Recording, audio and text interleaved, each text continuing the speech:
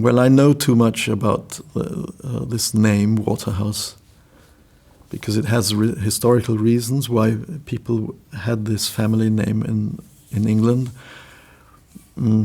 especially in the middle and the north of England. There are villages called Waterhouse, and this goes back to Roman times when there were hot springs. The Romans always enjoyed hot water, and these places then, by the English-speaking population, they were called waterhouses. There's a village called Waterhouses, and my family comes from that area. So it's a very sensible name. You could also say spa, or hot springs. As a child, I disliked the name. I thought it was odd, and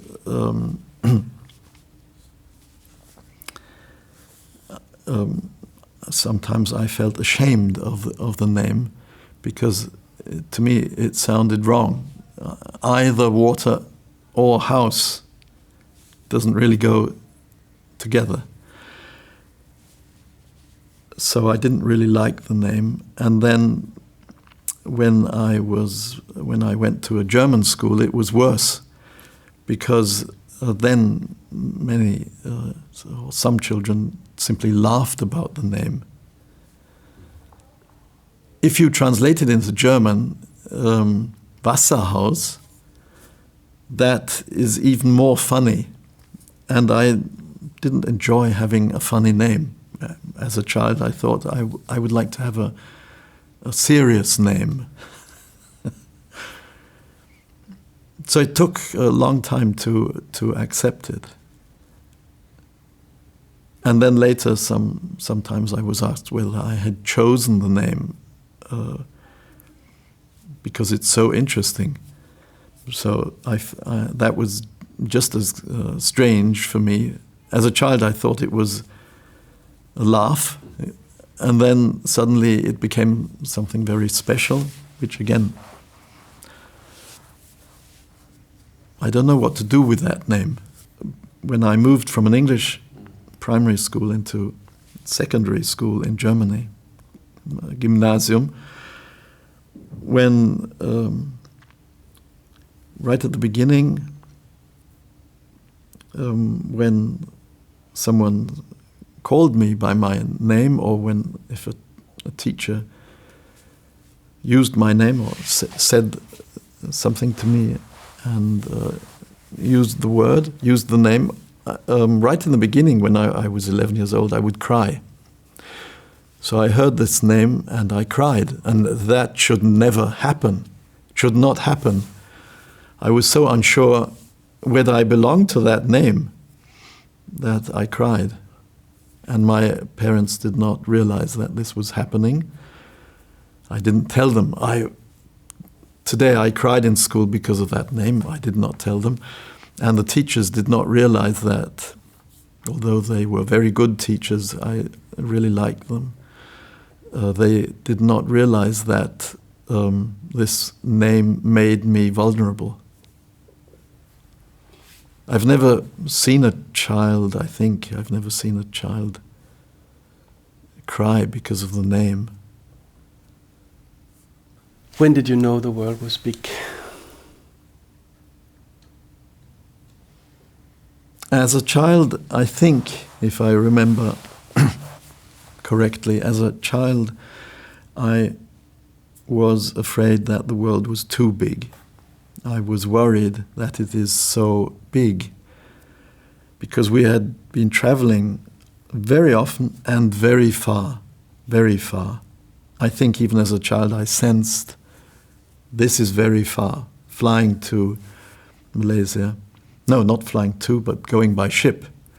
We went by ship and it took us 6 weeks because the Suez Canal was closed in 1957. So this ship had to surround Africa. I mean, I was only 2 years old. But the child was ill all the time. It was a military ship. There were only soldiers on the ship, and 1 or 2 families of officers with children. I was 2 years old and very ill on this ship, and vomiting always, stomach trouble. The doctors knew how to deal with soldiers and with wounded soldiers. They did not know how to deal with a baby. They did not know how to treat a baby. So maybe even then this very sensitive child may have sensed that there was a lot of movement going on in the ship. Sort of, the child may have sensed I'm not on auf der Welt. I'm not in the world. I'm on a boat. I'm on a ship. I wasn't born to be on a ship. But I'm only speculating. But then later, the worries started that everything was too big and far away. There were wide distances between everything, between the place of my birth and where I grew up, between myself and my grandmother. There were 15,000 miles between me and my grandmother and the rest of the family. So I think I was afraid that this place is too big. There's something wrong. I'm so small and this is so big. And I was afraid to lose my parents. That belonged to this, let's say, experience of large spaces. I thought, now, we don't have a home, we don't own anything. There's no family around apart from my parents. So if under circumstances I lose these parents, I will never find them. It's just the place is too big. I will never find them. So I very often thought about losing my parents because there was no family. If you have a big family, then you're not focused only on these 2 people. There are others, also other children.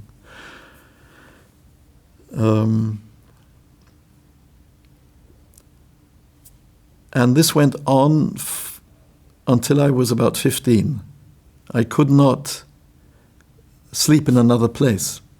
Even when I was a schoolboy, back in Europe, we went back to Europe.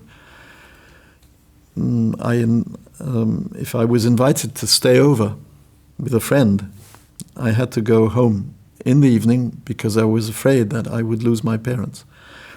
And of course, I was not able to tell my parents that I was afraid to lose them. I was ashamed of that too. So I was simply afraid I might lose them, but I didn't tell anybody. So it continued.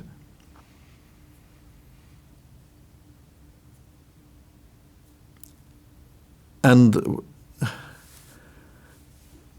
was there a moment when I appreciated that the world was big, wide and large?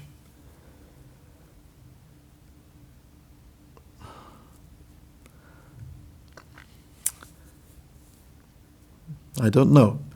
The big impression was, the very strong impression was, it is too big. I don't know where I belong. There's no home.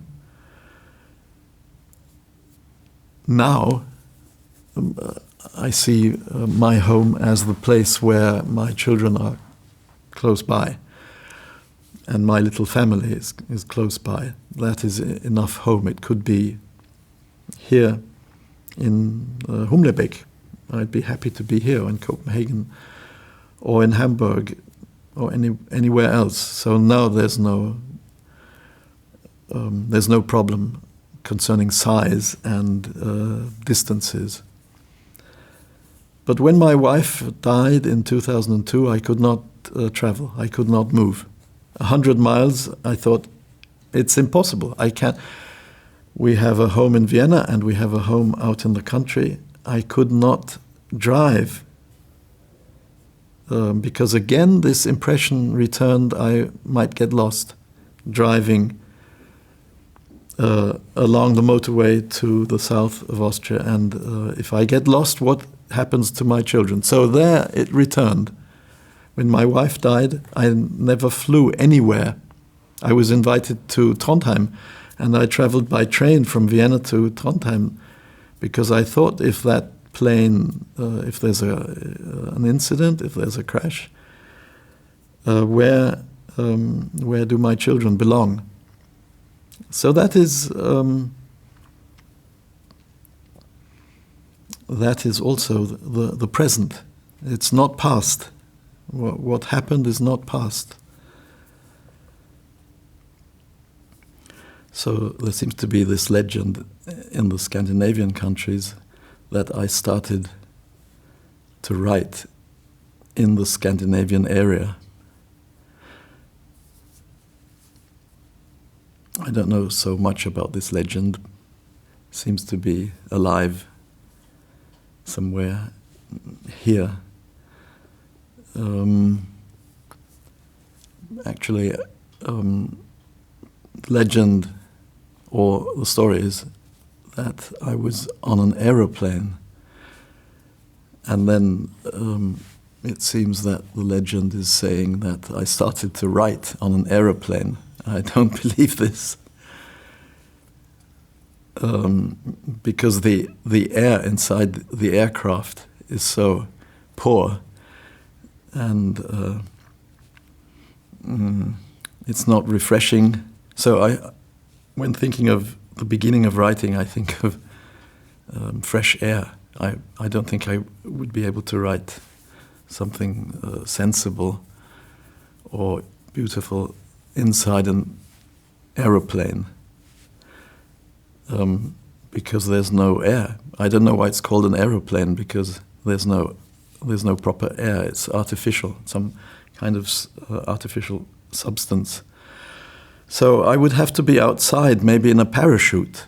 That would be the right kind of place to start writing. Falling, but also maybe gliding and slowing down. Yeah, actually the slowing down would be the moment for writing. So that could be an addition to this Scandinavian legend. There was a writer who started to write while parachuting, not shooting, but parachuting down into Oslo. I think that comes as close as possible to the truth. I wonder where poetry takes place.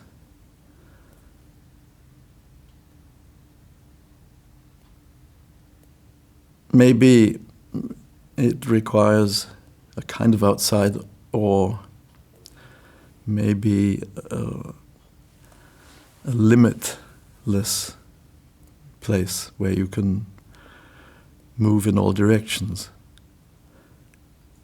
But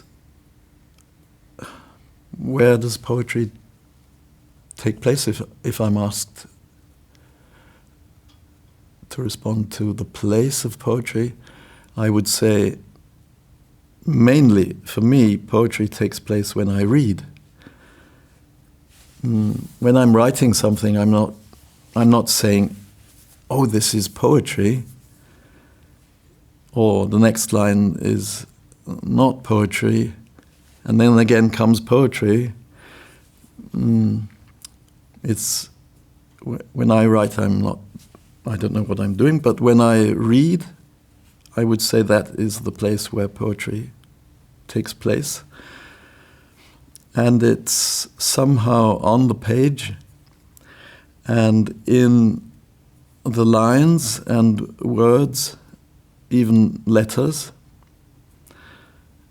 And it's also in the person who's reading. So there are two places. So poetry takes place in two places, at least. At least. But there must be more places. Maybe the answer to the question of where poetry takes place is everywhere. Everywhere. Probably on the beach, in the water, underwater, among the flowers, in museums, on cemeteries, in books. I don't know whether one can say that the whole world is poetry, but we would have to ask the world, are you poetry? Are you a poet? And the world probably is answering all the time.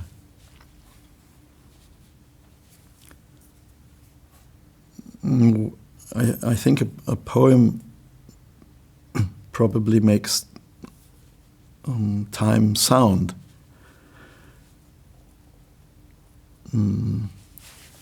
Maybe like a piece of music.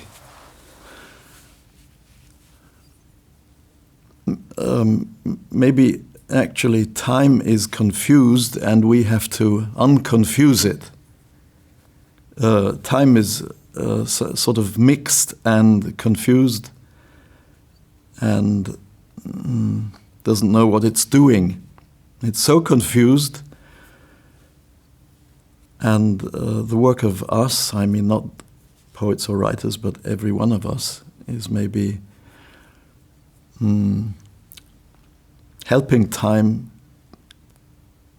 to extract itself from some kind of strange confusion, which is going on from the beginning to an end, or from A to B. Time is sort of hurrying. It's very poor. It cannot stop. Poor time. It has to run. It's always running. And maybe some people are trying to help time to stop doing this.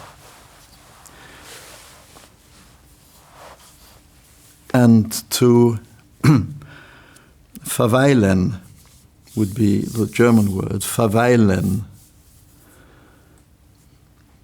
Not sure what that is in English, verweilen. Weile is a wonderful word in German.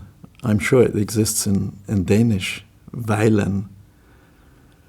Ich weile. Must be something like to be. Just try to be. I think that is what time should be told. Try to be. Versuch zu verweilen.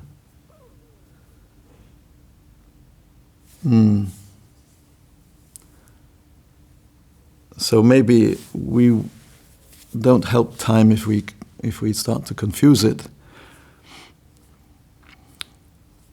because it's already confused and rushing, going somewhere, moving on, approaching higher numbers. Time used to be 1450, then it became 1451, then it became 1500, 1600, 1700. So time is growing old, still running, unable to die, for instance. Time cannot die. This verweilen is also a way of dying.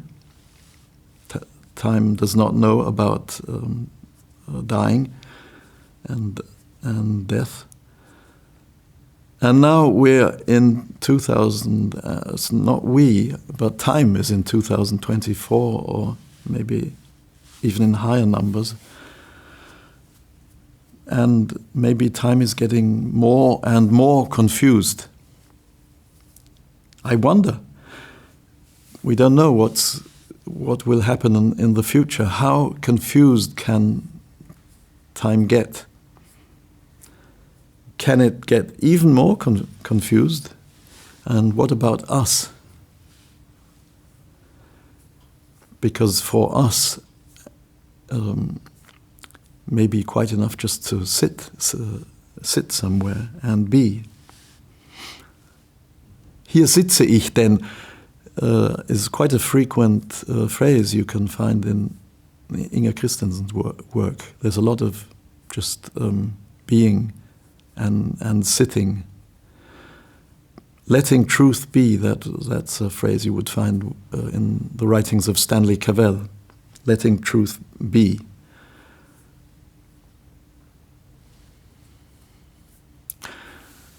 Yeah, letting truth be instead of time being a bee. When I think of time, sometimes I think it's a kind of busy bee. There's a publisher in the Netherlands called the Bezige Bee, the busy bee. So time is always on the move, cannot sit. When I think of Inger Christensen, I think of a person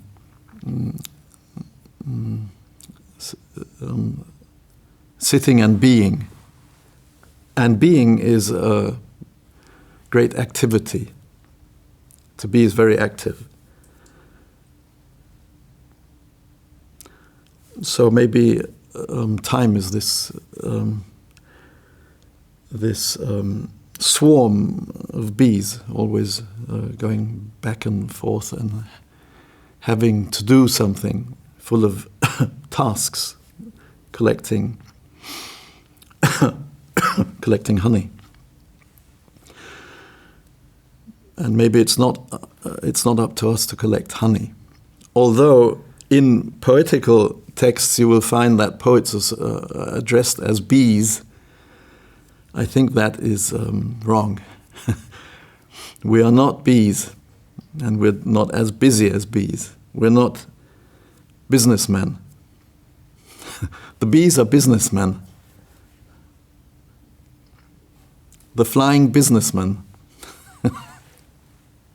But I do worry about the bees because, yes, they collect honey, they store the honey.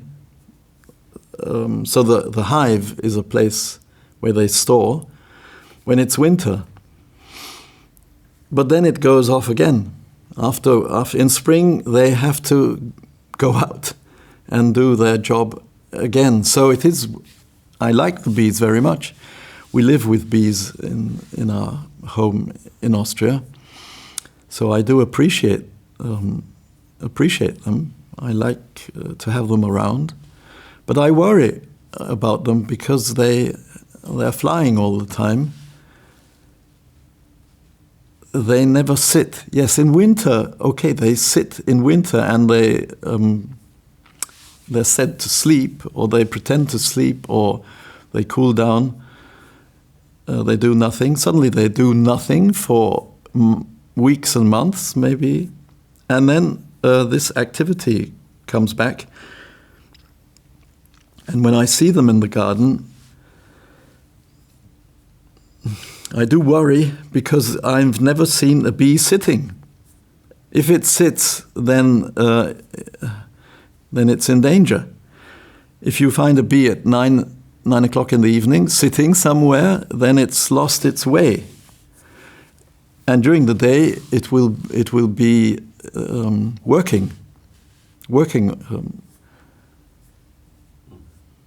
Well, that's a long subject, and I'm not a bee keeper. I'm very much in favor of the bees, but there is something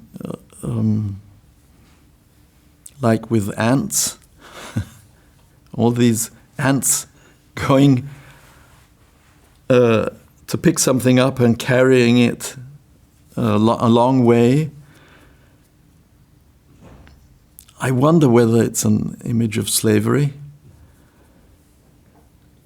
There may be an aspect of slavery when you see all this work done by the bees, but are they also happy?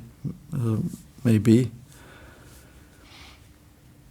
Well, I see them every day. They are our friends, definitely. But this continuous movement is a big question. Why God has not given them the chance to not collect honey? There are good reasons to stop, because everything is there already. There's not so much need to do so much. But of course, the bees are always in distress, because they probably know that winter is coming, and they have to make a home and store food. But if I could talk to a bee, then we could talk about whether everything is already provided. They are dealing with provisions. They're providing for bad times, which is a sensible thing to do. But we are providing for bad times too, but we're doing it differently. So of course you can fill up your bank account right up to the top for bad times. If you look at money as honey, you can do all these. You can make all these provisions for bad times, or for the future. Protect yourself, defend yourself, make provisions. But maybe there is some other aspect which we seldom think about, and the bees are missing, and that is a presence. What is now? And when I watch the bees, I think, are you aware of what is now? If you are in this flower, collecting whatever you find in there, are you already thinking about winter? And thinking of how to place what you are collecting in the hive, and so on. So is there something which we call now, or the present? The bees are always, I think, directed towards the future. That's when I think when you look at them, I think they are very beautiful and subtle. And where we live, they are very friendly. They will not sting you. But they seem to be always worrying about the future. They are warriors, not warriors, but warriors. They worry. And so I sometimes pity them that they are so worried. The bees don't hesitate. They know their way, and they don't hesitate because they are afraid of the future. They are directed towards the future. They know the future is promising something dangerous. Winter, cold weather, even snow and ice. And I understand why they worry, but writing a poem,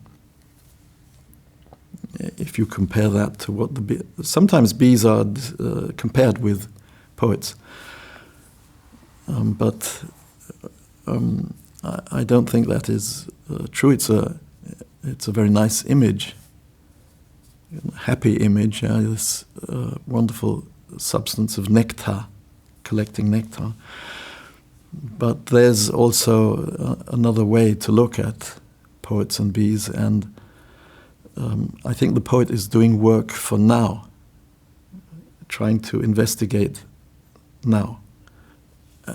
You don't write, I don't know if that is correct, but maybe you don't write poems for the future. I've never read a poem called The Future. I've never read a poetry book called The Future. The future is for the news and for ideologies. Yeah, get ready for the future is endangered. Nature, the future of nature is endangered, and so on. And it might even be correct. But even more endangered is the now. We are endangered right now. And this would be, I think, probably a good moment to address one or two things in the work of Inger Christensen, maybe. Because everything I have read in the poems and prose, and also probably in the essays of Inger Christensen, is about presenting the presence, or finding the present, and maybe even refusing time. I'm not sure whether she would accept this refusal of time as a description of her work. I think her work could be seen as the refusal of time and the acceptance of eternity. There's the work of Christensen is not so much about refusal. There's a lot of acceptance. So the acceptance of eternity, and if you think about this, if this could be a title for her work, I think then you can notice that the future and eternity have nothing to do with one another. They are different categories. I think future is probably a kind of illusionary place, whereas eternity is not illusionary, it's now. The now is part of eternity. The now is not part of the future. So, is it Fridays for Future? Is that the title? It's Fridays for Future. I understand this protest, but I think there's something wrong in the content. There's something wrong in this title. It should be Fridays for now. Fridays for today, maybe even Fridays for yesterday too. The present moment is part of eternity. Eternity has nothing to do with future. Eternity goes back. It's now and it's after what is now, and it may even be a standstill. Eternity isn't. You don't collect it like honey. And to achieve, so the present moment is part of eternity. I'm sure. I think many people would agree. The present moment is part of eternity, and then you can start to think about the incomplete, I would call it, in the work of Inger Christensen. It's full of incompletion. Her work is not perfection, it's about imperfection. And the imperfect, the unfinished, that is what I would say is now. The now is incomplete. And eternity is incomplete. Alphabet is incomplete. It stops somewhere around the letter N. Somebody told me yesterday there is a letter O, and it's in an archive in Copenhagen. So maybe Christensen was thinking of writing this O piece, but it was too long, maybe. Anyway, even if she would have written O, then it's still incomplete. For 8 years, it's expressed quite clearly in the book, for 8 years, Mantegna is not painting. He's not producing anything. But then, if you read and read and read again, you suddenly understand he is producing incompletion. You can actually produce incompletion. You can produce imperfection.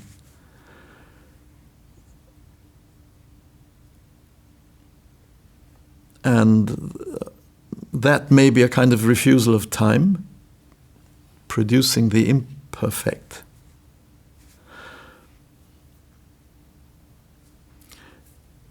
And I would also like to mention that only a few weeks before Inger Christensen died, we had a conversation, we had several conversations during a small festival in Germany.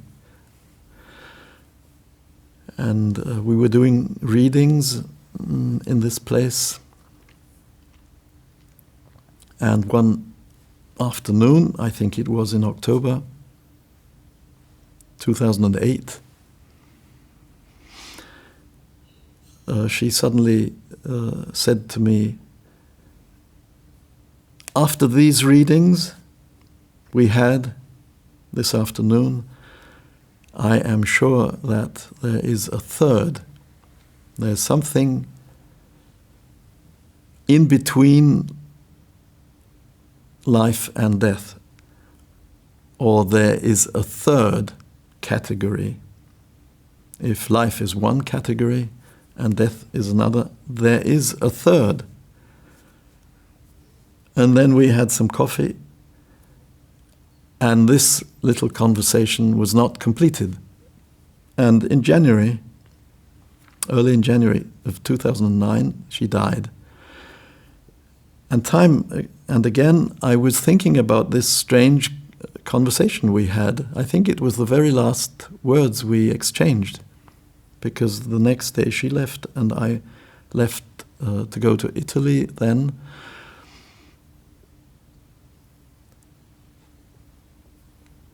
And so very often I thought about this conversation and encounter, and I thought,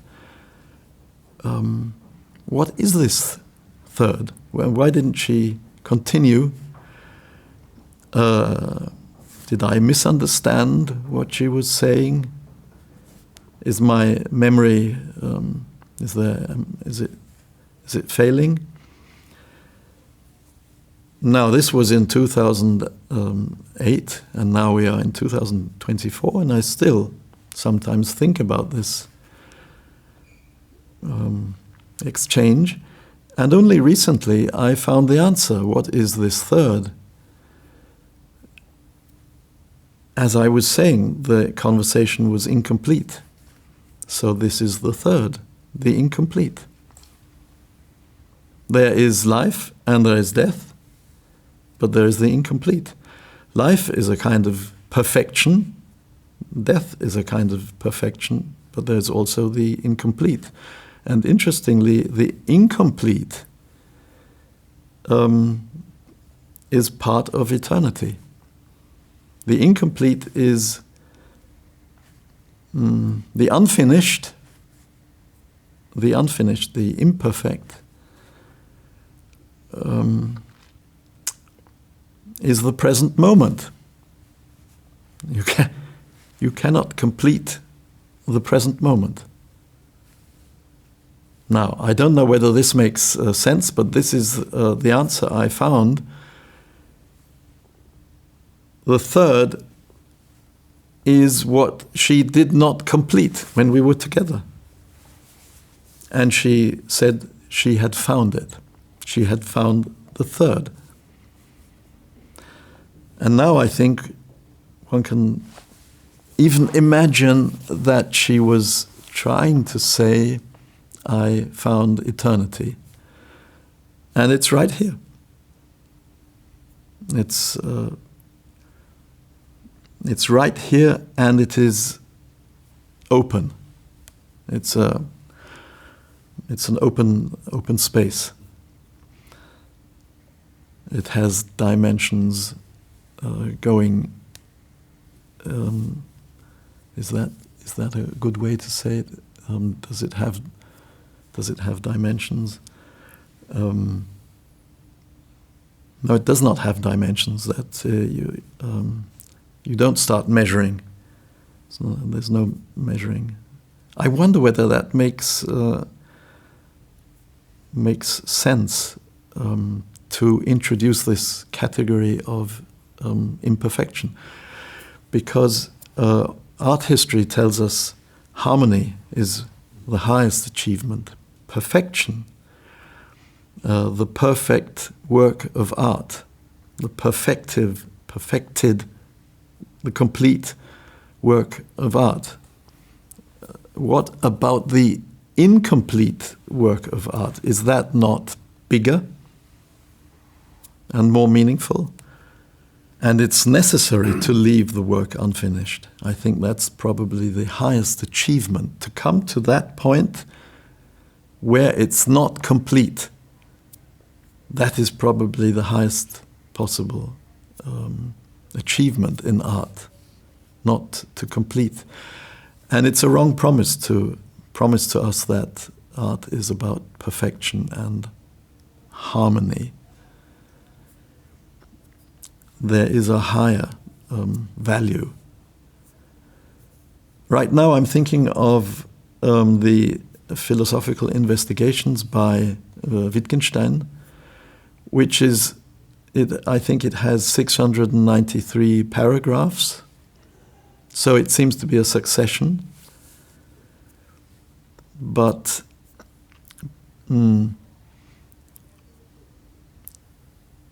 these 693 paragraphs are a commentary, and they are commenting paragraph 1. So it does not move on. And he writes about succession in this investigation, and he's wondering, what does succession mean? And I think there's a quote at the beginning of the philosophical investigations. Is that quote in front of the Tractatus? I think it's in front of the philosophical. I have the book here. Let me just have a quick look what I'm talking about. Yes, it's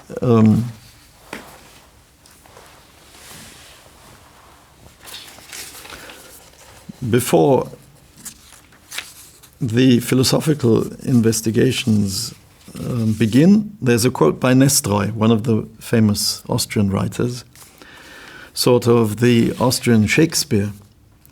And the quote is: Überhaupt hat der Fortschritt das an sich, dass viel größer ausschaut, als wirklich ist. Progression generally gives the impression that it looks much greater than it is. So that quote, before 693 paragraphs begin, sort of declines all these paragraphs and their movement. There's no, or little or no progression. It's investigating what is now. And there are some paragraphs in the book about reading. He wonders, he truly wonders, when we read, why do we always read onwards? What is pulling us? What is drawing us to continue? And he, if I remember correctly, he says there's some strange energy or pulling us to sort of glide along. I think that's what the word he uses. There's a sort of gliding movement, smooth. He thinks reading is a kind of smooth progress, and he's very unsure whether that is a good way of reading, sort of smooth reading. I think he's in favor of rough reading, and the text being a rough piece of road, uneven. The letters are very uneven. If you look at a word, it's quite uneven. A word is not a line.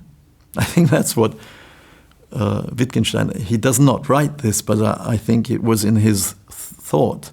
Why, if we really want to read, why don't we just draw lines? Then we can just follow lines, and that would be smooth reading. Yeah, you have these smooth lines. No, you have letters. They are very rough. You have capital letters, you have small letters, you have strokes, vertical lines, horizontal lines, you have twists and so on. When you write, you produce these very uneven little objects, these insects.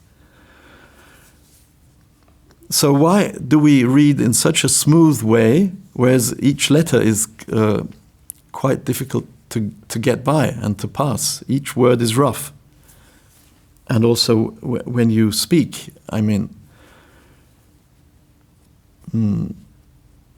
it can be very beautiful if it's rough. And also rough singing is beautiful. More beautiful than smooth. The rough voice may be more beautiful than the beautiful voice. So what is this gliding?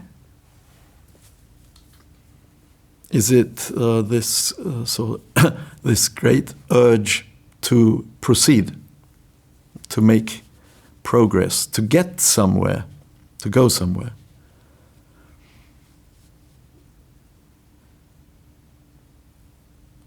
Yeah, he's also writing about mathematical formulas. For instance, I see Wittgenstein as a kind of philosophical Buster Keaton, because he asks these very strange questions. If you found a formula or a law which if you see a progression, let's say 2, 4, 6, 8, 10, and then somebody asks you, what will be the next step? Many people, and I myself, would say 12. And Wittgenstein asked the question, what tells you that after 2, 4, 6, 8, 10, 12 follows? The next step could be 2. It could be 2, 4, 6, 8, 10, 2, 4, 6, 8, 10, 3, 2, 4, 6, 8. So what is telling you to progress and proceed smoothly? And I think Buster Keaton never succeeded in proceeding smoothly. Everything collapses around him all the time. Yeah, a whole house will collapse onto Buster Keaton, and he will stand right in the place where the door is.